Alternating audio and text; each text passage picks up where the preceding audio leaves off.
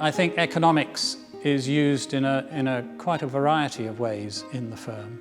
My comfort zone are transport projects, energy projects, projects in the education sector. But my background is very much working on the sort of interface between the public sector and the private sector. What I've been trying to develop in the firm is what I call the use of business economics.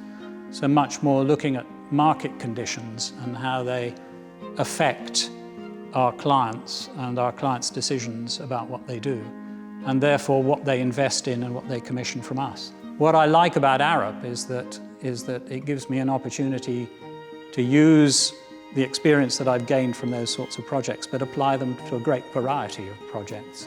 I think the fellows have a very important role to play in ensuring Arup are best in class. It's incumbent on the fellows to represent the firm externally, to take speaking engagements and talk about the things that they're particularly interested in.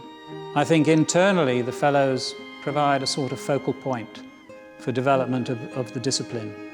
And we have economists all over Arup. We have an extremely good economics and policy group.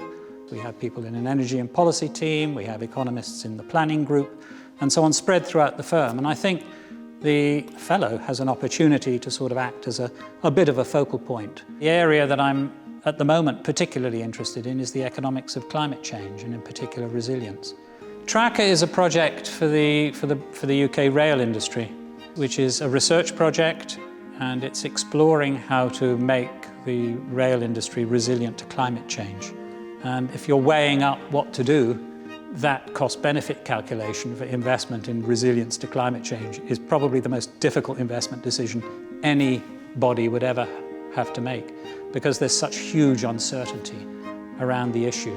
And it's a very long-term decision.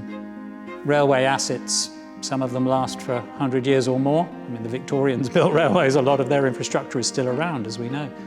But we can't afford to build in resilience by effectively over-engineering. We have to be much more careful with the use of our funds. And so the project is designed to help the rail industry look at that issue and factor it into its investment decisions. And particularly working for Arup, you can see physical things happen as a consequence of what you do. It's wonderful. I think what I enjoy most about what I do is doing it in Arup, actually. It's the longest I've ever worked for anybody else. I think Arup gives me tremendous variety and a tremendous set of colleagues to work with. Very, very varied professional disciplines, very creative and very generous in the way they approach issues together.